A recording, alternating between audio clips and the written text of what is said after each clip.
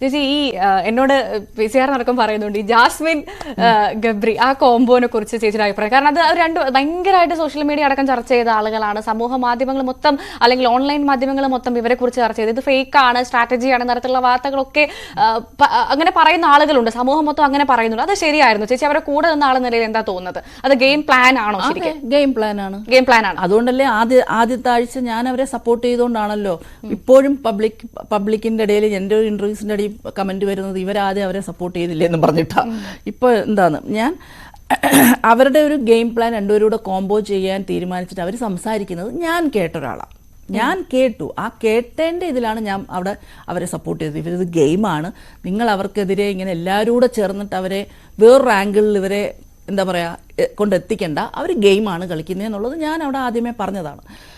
പക്ഷേ ഈ പറഞ്ഞ കണക്ക് ഗെയിമാണ്, ഗെയിമിൽ കളിയൊക്കെ തുടങ്ങി ഇവരുടെ കയ്യിൽ നിന്ന് ചില സ്ഥലത്തൊക്കെ നമ്മൾ അതാ ഞാൻ നേരത്തെ പറഞ്ഞ ഇത് ഇത്രയും ജനങ്ങൾ കാണുക എന്നുള്ളൊരു ബോധം നമുക്ക് സ്വയമാണ് വേണ്ടത്. എന്ത് ഗെയിം കളിച്ചാലും പുറത്തോട്ട് ഇറങ്ങിയാലും നമുക്ക് ജീവിക്കണം എന്നുള്ളൊരു ഇത് നമുക്ക് വേണം. അപ്പം അങ്ങനെയുള്ള ചില കാര്യങ്ങൾ ഇവരുടെ കയ്യിൽ നിന്നൊക്കെ ഗെയിമിൻ്റെ ഭാഗമായിട്ടാവാം അല്ലാതാവാം വിട്ടുപോയിട്ടുണ്ട്. അതിപ്പോൾ എല്ലാവരും കണ്ടല്ലോ, ലൈവിലും ഒക്കെ ആളുകൾ കണ്ട് ചർച്ച നടത്തുന്നത് അതുകൊണ്ടാണല്ലോ. അപ്പോൾ ആ സമയത്ത് ഞാൻ ഈ മൂന്നാമത്തെ ആഴ്ചയൊക്കെ അവർക്കെതിരെ തന്നെ ആയിരുന്നു. ആ സമയത്ത് അതിനകത്തും എല്ലാവരും പറഞ്ഞു ഇവരെ സപ്പോർട്ട് ചെയ്തിട്ട് ഇവരിപ്പം തിരിച്ച് അവർക്കെതിരെ നിൽക്കുന്നു, ഇവർക്ക് എന്താ നിലപാടില്ലേ, അങ്ങനെയൊക്കെ പറഞ്ഞ് കുറേ കാര്യങ്ങൾ ഞാനിപ്പം അകത്ത് നിന്നപ്പോഴും പലരും അവിടെ ഇവിടെയൊക്കെ പറഞ്ഞ് ഞാൻ കേട്ടു. പുറമേക്കൂടെയൊക്കെ പുറത്തിറങ്ങിയപ്പോഴും ഇപ്പം കമൻസിലൂടെ കാണുന്നുണ്ട് ഇവരാദ്യം അവരെ സപ്പോർട്ട് ചെയ്തു, പിന്നെ അവരെ തിരിച്ചവരെ കുറിച്ച് ഇപ്പം പറയുന്നു എന്ന് പറഞ്ഞിട്ടൊക്കെ കാണുന്നുണ്ട്.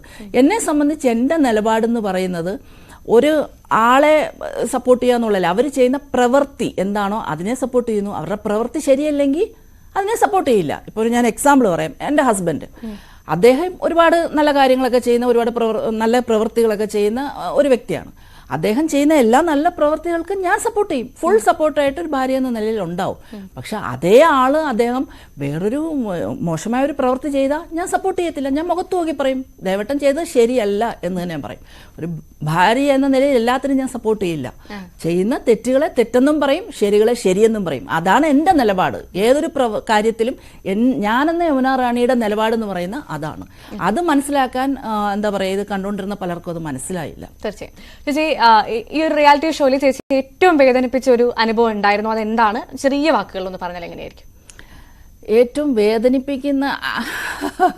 വേദനിപ്പിക്കുന്നില്ല, എനിക്ക് ഈ കൂടെ നിന്ന് പുറവിൽ നിന്ന് കുത്തുക എന്നൊക്കെ പറഞ്ഞില്ല, അങ്ങനെ ഒരു വിഷമം എനിക്കുണ്ടായി. അത് ശ്രീരേഖ എന്ന് പറയുന്നൊരു കണ്ടസ്റ്റൻറ്റിൽ നിന്ന് തന്നെയാണ്. ഞാൻ അവിടെ വെച്ചത് പറയുകയും ചെയ്തതാണ്. ഒന്ന് മറ്റേ എല്ലാവരും കണ്ടല്ലോ ലൈവിലൊക്കെ ഒരു ചായ കേസ് ഉണ്ടായി ജിൻഡോടെ.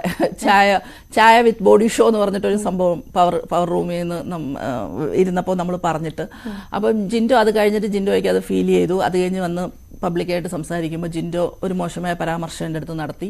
അത് കഴിഞ്ഞ് ഞാൻ തിരിച്ചും ജിൻഡോട് പറഞ്ഞു. അങ്ങനെ അതൊരു സംസാരം ഉണ്ടായിരുന്നു ഞങ്ങൾക്കിടയിൽ. അത് കഴിഞ്ഞ് പിന്നെ ഞങ്ങൾ തമ്മിൽ സോൾവായി. പിന്നെ ഞങ്ങൾ ജിൻഡോയും ഞാനും ഭയങ്കര കൂട്ടായിരുന്നു. ഇപ്പോഴും എനിക്ക് ഭയങ്കര ഇഷ്ടമാണ് ജിൻഡോയെ. ആ സമയത്ത് ഈ എന്താ പറയുക സ്ലിപ്പ് ഓഫ് എ ടങ്ക് എന്നൊക്കെ പറയുന്ന കണക്ക് അങ്ങ് വന്നു. പിന്നെ അത് കഴിഞ്ഞ് പിന്നെ നല്ല ഇതായി.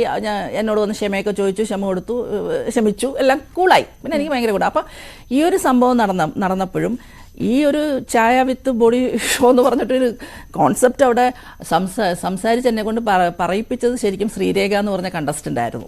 പക്ഷെ ഈ ഒരു വിഷയം രൂക്ഷമായപ്പോൾ ശ്രീരേഖ മാറി നിന്ന് കളഞ്ഞു. ഇതിൻ്റെ അകത്ത് വിക്ടിം ആയത് ഞാനാണ്, യമുനയാണ് ഇത് ചെയ്തത്, യമുനയാണ് മോശപ്പെട്ട ഈ ഒരു പ്രവൃത്തി എന്നൊക്കെ ഒരു രീതിയിലൊക്കെ വന്നു. പക്ഷെ അപ്പോഴെങ്കിലും പവർ റൂമിന്റെ തീരുമാനമായി എന്നും പറഞ്ഞ് ശ്രീരേഖയ്ക്ക് വന്ന് പറയായിരുന്നു. യമുന ചേച്ചിയല്ല, ഞങ്ങൾ ഒരുമിച്ചെടുത്തൊരു തീരുമാനം ഇതെന്ന് പറയായിരുന്നു. അത് ചെയ്തില്ല. അതേപോലെ ഇൻസിഡന്റ് പവർ റൂമിന്റെ കീ, നമ്മുടെ കബോർഡിന്റെ കീ നഷ്ടപ്പെട്ടിട്ട് ഒരു സംഭവം ഉണ്ടായിരുന്നു. ഈ കീ തപ്പി നടന്നിട്ട് അവസാനം കീ കിട്ടുന്ന അതും ഇതേപോലെ ശ്രീരേഖ വെൽ പ്ലാൻഡായിട്ട് ഈ ഒരു ഇതുണ്ടാക്കിയതായിട്ട് എനിക്ക് തോന്നി. അതപ്പം ഈ 1-2 ഇൻസിഡന്റ് ഒരു ചെറിയ വിഷമം ഉണ്ടാക്കി.